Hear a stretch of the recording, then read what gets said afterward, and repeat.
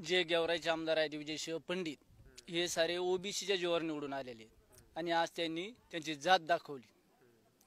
आमचे लक्ष्मण हाके सर गेवराईतून दौरा चालू होता त्यांचा, तर त्यांच्यावर चप्पल फेक केली त्यांनी। तर पुढील काळात हे गेवराईच्या आमदाराला आम्ही नक्की मताच्या स्वरूपात दाखवून देऊ।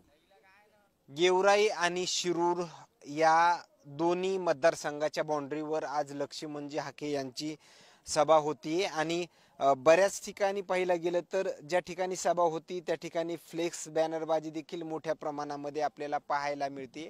काल याच परिसरामध्ये बॅनरवर जे आहे ते काळं ओतलं होतं, त्यावरून देखील वातावरण जे आहे ते मोठ्या प्रमाणामध्ये तापलं होतं आणि पूर्ण या डोंगरावरून लक्ष्मणजी हाके या दोन्ही मतदारसंघाच्या डोंगरावरून लक्ष्मणजी हाके नेमकी काय बोलणार हे पाहणं तेवढंच महत्त्वाचं ठरणार आहे। मात्र यामध्ये जे आहे ते लक्ष्मण हाके यांची मातोरी म्हणजे मनोज जरांगे पाटील यांचं जे गाव आहे त्या गावातून ही त्यांची एंट्री होणार आहे आणि इथं त्यांची सभा होणार आहे। मात्र सभेची जयंत तयारी आपल्याला या ठिकाणी पाहायला मिळते। माझ्यासोबत या परिसरातले ओबीसी बांधव आहेत। दादा, तयारी नेमकी कशी आहे? किती म्हणजे वेळेपासून किती दिवसापासून ही तयारी सुरू? आज 3 दिवस झाले या परिसरातला ओबीसी जे तरुण आहेत हे बोर्ड लावणे, झेंडे लावणे ही सारी तयारी ओबीसी तरुणांनी हातात घेतलेली। बाकी दुसरी आणखीन काय तयारी वगैरे सुरू आहे? ओबीसी समाज समजा इथं स्वयंपाकासाठी झटतोय, भरपूर माणूस येईन तेवढी पब्लिक येणार, त्यांना समजा नाश्त्याची सुविधा केलेली आहे भरपूर। हो, बाकी जवळपास किती गावातून इथं लोक एकत्रीकरण त्या कमीत कमी तरी जवळपास 10-20 खेडे इथं 100% येणार आहेत। शिरूर आणि गेवराई या दोन मतदारसंघाची बाउंड्री इथं दोन्ही संघ। आणखीन तुम्हाला थोडं राजकीय प्रश्न विचारला तर चालतंय का? कारण की जे शिरूर जे आहे ते आष्टी मतदारसंघामध्ये येतं। आष्टी मतदारसंघाचे आमदार जे आहे ते सुरेश धसाने देखील त्यांच्यावर कधी लक्ष्मण हाके यांच्यावरती निशाणा साधला होता। मात्र आपल्या समाजाच्या नेत्याबद्दल बोलल्यावरून कुठंतरी ओबीसींची मनं दुखावलीत असं वाटतंय का? हो, 100% दुखावली। जे गेवराईचे जे आमदार आहेत विजयसिंह पंडित यांनी देखील लक्ष्मण हाके यांच्या खालच्या पातळीचं त्यांनी वक्तव्य केलेलं आहे। त्यांना कधी कुत्रा म्हणलेलं आहे, कधी डॉग म्हणले, असं वक्तव्य जे आहे तर त्याकडे तुम्ही कसं पाहताय? जे गेवराईचे आमदार आहेत विजयशिव पंडित हे सारे ओबीसीच्या जीवावर निवडून आलेले आणि आज त्यांनी त्यांची जात दाखवली। आमचे लक्ष्मण हाके सर गेवराईतून दौरा चालू होता त्यांचा, तर त्यांच्यावर चप्पल फेक केली त्यांनी।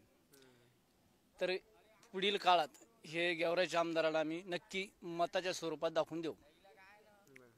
आता काय तुम्ही शिरूरमध्ये येता का गेवराईमध्ये येता? आम्ही शिरूरमध्ये येतो। शिरूरमध्ये म्हणजे आष्टी मतदारात तुम्ही गेवराई गेवराईमध्ये गेवराईचे आता काय शिरूरकरांचं काय नेमकं म्हणणं असतं? कधी लक्ष्मणजी हाके यांच्यावर देखील खालच्या पातळीचं बोलणं, त्यांच्यावर टीका वगैरे करणं ते आमदारांना देखील केलं? ते भरपूर केले पण आता काय नाही इलाज त्याला। त्यांच्यावर आमदारावर नाराज आहेत, काही सांगता येत नाही। ऐन वेळेतच समोर काय ते दाखवून आपण ऐन वेळेसमोर समोर दाखवायचं। खरं तर धन्यवाद। या ठिकाणी पाहिला गेलं तर एकदम डोंगरावरती लक्ष्मणजी हाके यांची सभा पार पडणार आहे। माझ्या बॅक साईडला जर पाहिला गेलं तर हे जे आहे पूर्ण बसण्याची व्यवस्था जी आहे ती स्टेजवर या ठिकाणी करण्यात येते। तयारी पाहिला गेलं तर या ठिकाणी सुरू आहे आणि प्रत्येक ठिकाणी आपल्याला बॅनरबाजी देखील पाहायला मिळते, मोठे फ्लेक्स देखील लावले गेलेत।